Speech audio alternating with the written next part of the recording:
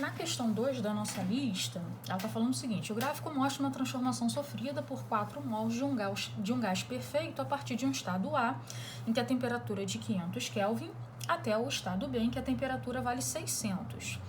Na letra A, ele está pedindo para a gente a pressão, né, no estado A e a pressão no estado B. Como ele quer a pressão em cada estado, ele está analisando, né, o comportamento do gás não num processo de transformação, e sim num processo único. E quando o gás se apresenta, né, num processo único, uma configuração única, a gente utiliza a equação de Clapeyron, PV igual a NR vezes T. Só que eu vou me utilizar da equação de Clapeyron olhando apenas para as informações do gás quando ele está no estado A. Então, ó, a pressão em A é o que a gente quer saber. O volume em A vale 0,2, está em metro cúbico, ok. Número de mols vale 4. A constante ele deu pra gente, né, tá valendo 8,31, e aí nós já sabemos, né, que esse valor joule por mol Kelvin, o joule puxa o que da gente? Que o volume esteja em metro cúbico e que a pressão esteja em pascal, como de fato está aqui. Eu não vou precisar me preocupar em fazer uma transformação de unidade. E a temperatura no estado A está valendo 500. Então, vamos organizar isso daqui. A pressão em A estará valendo 4 vezes 8,31 vezes 500, é a mesma coisa que 5 vezes 10 ao quadrado, dividido por 0,2, que é a mesma coisa que 2 vezes 10 a menos 1. Eu acho que assim fica melhor para a gente fazer a conta.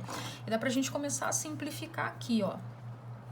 O 4 dividido por 2 vai dar 2.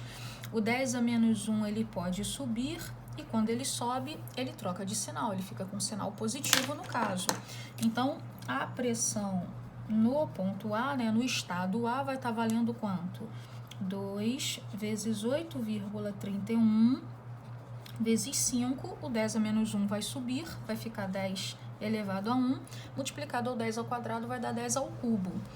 Aqui vai ficar 2 vezes 5 vai dar 10, então 10 vezes 10 ao cubo dá 10 à quarta. Então a pressão no ponto A vale 8,31 vezes 10 à quarta. Qual a unidade dessa pressão? Newton por metro quadrado, que é a mesma coisa que o Pascal. Ele também quer a pressão no ponto B, e nós vamos utilizar a mesma equação.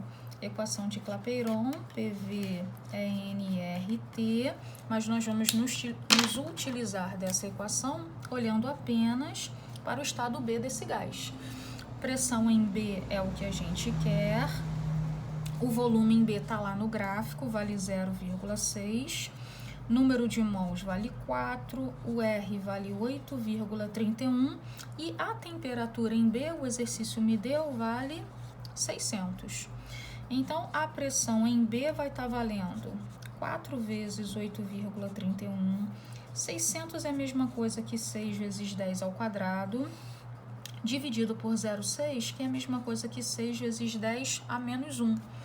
Aqui nós podemos simplificar, né, esse 6 com esse. O 10 a menos 1 sobe, né, e inverte o sinal do expoente, fica 10 a 1. E só sobrou para mim a multiplicação 4 vezes 8,31. Então, a pressão em B ela vai estar valendo aproximadamente 3,32 vezes 10. Aqui era 10 ao quadrado, fica 10 ao cubo, e aqui 4 vezes 8 dá 32, já estou tirando uma casa. 3,32 vezes 10 à quarta, também em Pascal, que é a mesma coisa que o Newton por metro quadrado. Então, olhando, né, de forma única para cada estado que o gás ocupou, a pressão em A, 8,31, a pressão em B, 3,32. A letra B está pedindo o trabalho, né, realizado no processo. Aqui ele já acaba falando, né, que o trabalho foi realizado, mas ele pode ser realizado como ele também pode ser sofrido. E aí nós vamos lembrar que na questão 1, para a gente calcular o trabalho, nós tivemos o poder da escolha. Eu poderia calcular o trabalho pela equação, trabalho é a pressão vezes a variação do volume, mas eu também poderia calcular esse trabalho pela análise do gráfico. Deixa eu colocar aqui que eu estou indo do estado A para o estado B. Só que eu tenho aqui uma diferença muito importante. Na questão 1, eu vou observar que a transformação era isobárica. O que significa isso? Ela só apresenta um valor de pressão ao longo de toda a transformação. E isso se encaixa, né? Isso vai ficar adequado para essa equação aqui. Por quê? Nessa equação aqui, só tem lugar para um valor de pressão. Aqui eu não trabalho com ΔP, eu trabalho só com P. E aí eu já tenho esse problema aqui na questão 2. Porque na questão 2, né, para eu calcular o trabalho de A para B, em A a pressão valia 8,31, em B já não era mais esse valor, era 3,32 vezes 10 a quarta.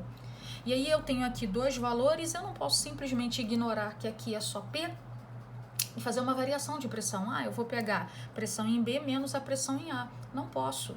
Eu entendo o seguinte, essa equação aqui, ela tem uma restrição. E qual é a restrição dela? Eu só posso utilizar essa equação, eu só posso aplicar a equação se a transformação for isobárica. Porque, infelizmente, aqui só tem lugar para um valor de pressão. Então, ela só estará correta se a pressão, de fato, foi única durante toda a transformação. E não é o que está acontecendo aqui. Então, se a transformação não é isobárica, o gás não realiza trabalho? Não é isso. O gás realiza trabalho se ela não é isobárica, mas eu não vou poder calcular esse trabalho através desta equação. E quando a transformação não é isobárica, eu sou obrigada a recorrer a quê? A área do gráfico. Aí eu já não tenho o poder da escolha. Eu vou utilizar a equação ou eu vou aplicar a equação do trabalho. Utilizar o gráfico ou vou aplicar a equação do trabalho? Não. Para uma transformação onde a pressão mude, eu obrigatoriamente vou calcular o trabalho através da área, obviamente, do gráfico pressão versus volume. Então, aqui eu não vou ter escolha. Para eu calcular o trabalho, eu tenho que calcular a área do gráfico pressão versus volume. Não posso usar a equação. Então, a área do trapézio será numericamente igual ao trabalho. A área do trapézio, soma das bases, vezes a altura, dividido por 2. Então, o trabalho vai ser... Bom, a gente precisa lembrar, né, que o trapézio, as bases dele são paralelas entre si. Então, isso aqui é uma base, essa daqui é a outra base. Então, a base maior é a pressão no ponto A, que vale 8,31 vezes 10 a quarta, mais a base menor é a pressão no ponto B, aproximadamente, né, 3,32 vezes 10 a quarta. A altura tá aqui do 0,2 ao 0,6, a altura vale 0,4 e todo mundo dividido por 2. Aqui a gente já pode simplificar, 0,4 dividido por 2 vai dar 0,2, então o trabalho vai ser 8,31 mais 3,32. O 10 a quarta a gente repete, vezes 10 a quarta, vezes 0,2, é a mesma coisa que 2 vezes 10 a menos 1. Então, o trabalho, nesse caso aqui, vai ficar 2,33 vezes 10 a quarta joules. E já observo que nessa situação aqui, né, na transformação de A para B, o trabalho realizado pelo gás tem sinal positivo. A letra C já me faz a mesma pergunta que ele fez na questão 1. Esse trabalho é realizado pelo gás ou sobre o gás? E a nossa justificativa, ela é a mesma, né?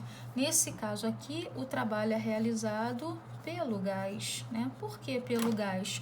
Porque esse gás ele está sofrendo uma expansão. E quando o gás sofre uma expansão, seu trabalho é positivo, e quando o seu trabalho é positivo, é o gás quem realiza, não é ele quem sofre.